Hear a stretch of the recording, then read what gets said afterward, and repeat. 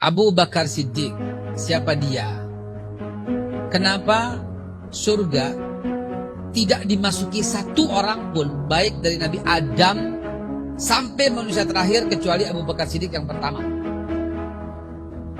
Hadis sahih riwayat Muslim, hadis qudsi. Allah berfirman, sesungguhnya aku mengharamkan surga sebelum kau Muhammad, dan umatmu masuk terlebih dahulu ke dalamnya. Jadi yang masuk ke dalam surga itu adalah Rasulullah dan para umatnya dulu, baru para sahabat yang lain. Itu janji Allah dalam detik-detik terakhir kematian Rasulullah. Dalam hadis yang lain Rasulullah juga bersabda, sesungguhnya umatku yang pertama kali masuk surga adalah Abu Bakar Siddiq. Jadi orang pertama masuk surga dari Nabi Adam, ada Nabi Ibrahim, ada Nabi Musa, semuanya itu yang paling pertama kali menginjakkan kaki masuk surga adalah Abu Bakar Siddiq. Rasulullah tentunya, tapi Rasulullah kan nggak mau keluar dari Firdaus.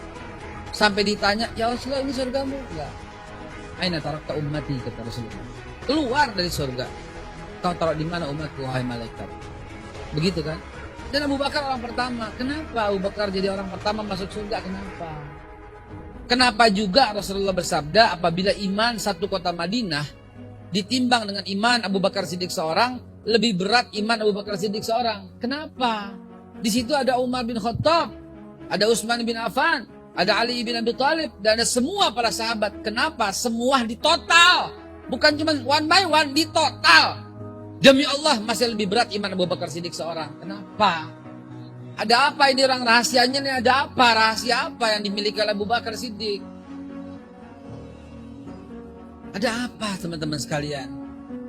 Nggak tercantum di kitab. Dia karena begini, nggak ada. Kitab mana yang menjelaskan Abu Bakar begini karena begini, nggak ada. Nah itulah yang pentingnya, bukan ngaji Nahwu Shoroh biasa, bukan ngaji Quran biasa, tapi ini yang disebut ngaji mantek bayan. Itu logika, mencari ilmu di balik ilmu. Ketemunya di hadis juga. Rasulullah bersabda, man dalla ala khairin falahu mithlu ajrin fa'ilihi. Siapa yang mempelopori sebuah perubahan, menjadi penggerak perubahan, dan orang lain mengikutinya, falahu mithlu ajrin fa'ilihi, maka orang itu mendapatkan pahala seberat, sepersis, mithlu, semisal apa yang orang kerjakan. Maka dimanapun yang namanya Utsman bin Affan sujud, demi Allah pahalanya buat Utsman bin Affan dan buat Abu Bakar. Kenapa? Karena lisan Abu Bakar yang mengislamkan Utsman bin Affan. Abu Bakar dakwah kepada Abdurrahman bin Auf, dan Abdurrahman bin Auf masuk Islam karena sebab Abu Bakar. Abu Bakar dakwah kepada Thalhah, Ubaidillah, dan Zubair bin Awam, dan dua-duanya masuk karena Abu Bakar Siddiq. Yang lebih mengagumkan, Sa'ad bin Abi Waqqas masuk Islam karena lisannya Abu Bakar Siddiq. Kemudian Sa'ad bin Abi Waqqas ditugaskan oleh Nabi ke Madinah, dan satu kota Madinah masuk Islam. Siapapun yang sujud di kota Madinah, demi Allah pahalanya juga buat Abu Bakar Siddiq.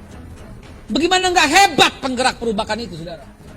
Penggerak perubahan itu adalah, ya Rob, ini dahsyatnya penggerak perubahan. Dan antum teman-teman para wartawan yang hadir sekarang berhak dan insya Allah mendapatkan itu ketika menuliskan berita ini dengan benar. Dan orang jadi nonton, jadi lihat, jadi berubah gara-gara tulisan antum semua. Apa sih ini? Siapa yang nulis? Oh ini, gue lihat, boleh juga ya. Gara-gara tulisan antum itu orang jadi banyak berubah. Demi Allah antum berhak mendapatkan pahala itu. Antumnya udah tidur, lagi santai, lagi buang air, lagi bobo, lagi ngapain aja, tapi pahala terus tercatat oleh rakib sebelah kanan antum. Gara-gara lisan Abu Bakar Siddiq, Utsman bin Affan masuk Islam. Gara-gara lisan Utsman bin Affan, Muawiyah masuk Islam. Dan Muawiyah diutus oleh Utsman bin Affan ke Jepara, Kalingga, kerajaan Kalingga, 646. Dan siapapun yang sujud di Jawa Tengah, Utsman bin Affan dapat pahalanya. Dan jangan lupa Abu Bakar Siddiq juga dapat pahalanya. Coba, kebayang nggak gitu loh?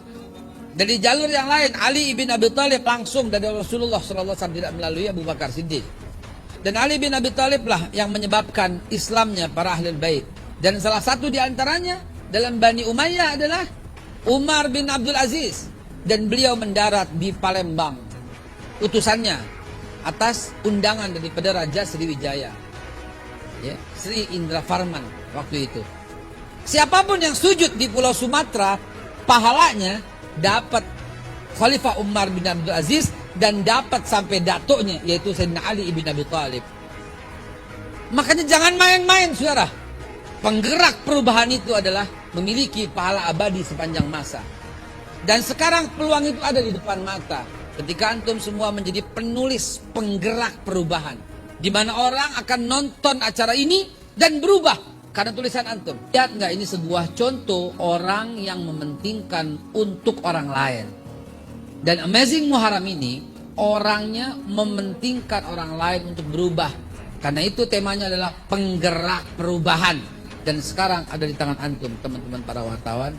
Semoga Allah Subhanahu wa taala membukakan hati kita menjadi penggerak-penggerak perubahan, dan kita akan bersanding di belakang benderanya Abu Bakar Siddiq, dan Abu Bakar Siddiq dan kita semua berada di belakang benderanya Rasulullah sallallahu alaihi wasallam.